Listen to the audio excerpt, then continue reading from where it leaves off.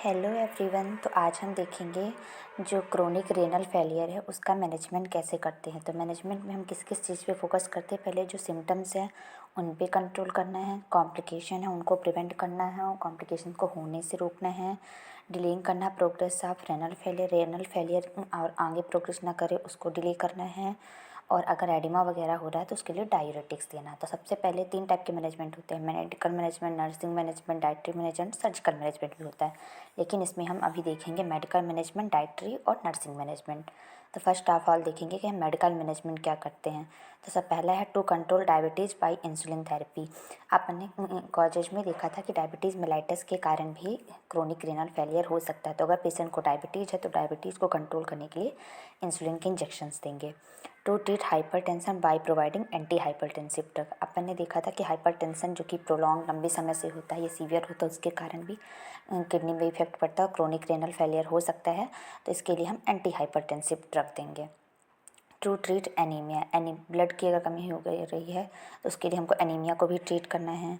To treat acidosis by infusion and oral administration of sodium bicarbonate. अगर patient को acidity या acidosis की problem हो रही है तो हमें इन्फ्यूजन के थ्रू भी और ओरली भी पेशेंट को क्या देना है, सोडियम बाइकार्बोनेट देना है।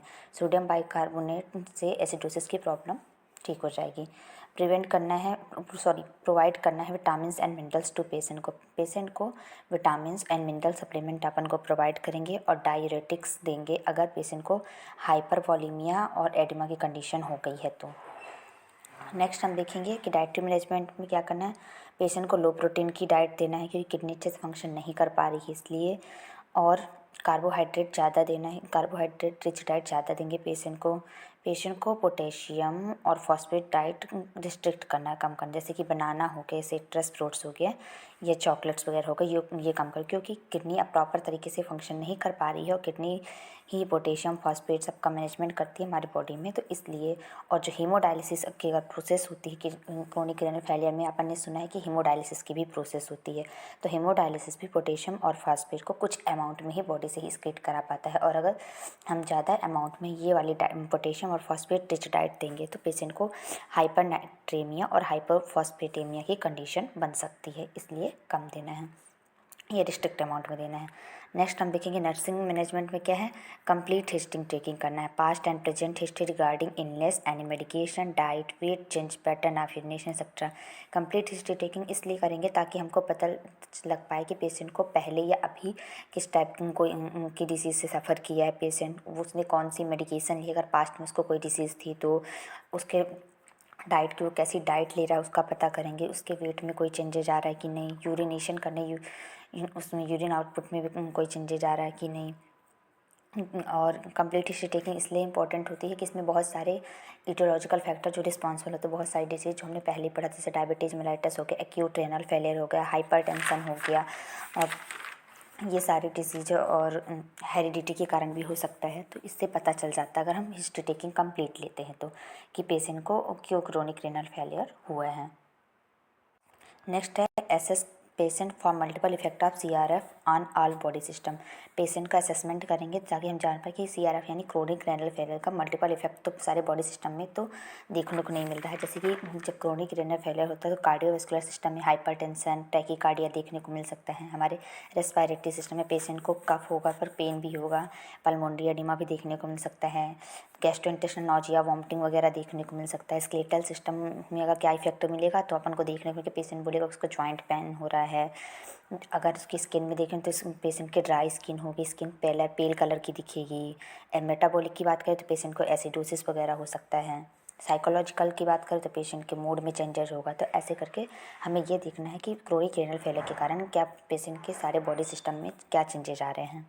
ठीक। नेक्स्ट है एसेस करना है patient understanding of CRF, the diagnostic test and treatment regimen.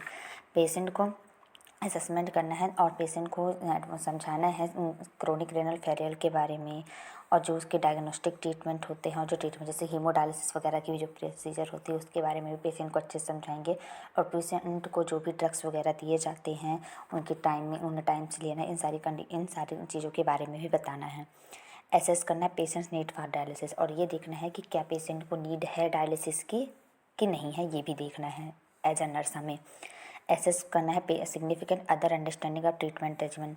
Patient को हमको पेशेंट को समझाना है कि वो जितनी भी ट्रीटमेंट है, जो भी हम ट्रीटमेंट मतलब डॉक्टर्स प्रिस्क्राइब किए हैं, उसको पेशेंट को टाइम टाइम से लेना है ताकि पेशेंट जल्दी रिकवर कर सके। तो हमने नर्सिंग मैनेजमेंट में वही है कि सबसे पहले उसकी कंप्लीट हिस्ट्री टेकिंग करेंगे, फिर क्रोनिक रेनल फेलियर पूरे बॉडी में क्या क्या इफेक्ट, जैसे कि हमारे नर्वस सिस्टम में क्या इफेक्ट दिख रहा है, हमारे रेस्पिरेटरी सिस्टम में, हमारे कार्डियोवैस्कुलर सिस्टम में, स्केलेटल सिस्टम में, हमारे स्किन में, हमारे मेटाबॉलिक में, हमारे साइकोलॉजिकल में, ये सारा हम असेस कर लेंगे। फिर उसके बाद जो डायग्नोस्टिक टेस्ट होते हैं उसके बारे में पेशेंट को समझाना, और क्रोनिक रेनल फेलियर क्या है उसके बारे में समझाना है। पेशेंट को डायलिसिस की नीड है कि नहीं वो असेस करना है। पेशेंट को ट्रीटमेंट के बारे में समझाना है। तो हमने ये देख लिया क्रोनिक रेनल फेलियर के मैनेजमेंट क्या क्या होते हैं। मेडिकल मैनेजमेंट देख लिया अपन ने, और डाइटरी मैनेजमेंट देख लिया, और नर्सिंग मैनेजमेंट देख लिया। आई होप आपको मेरी वीडियोज़ पसंद आ रही हूँ। Please like share and subscribe my channel. Thank you so much.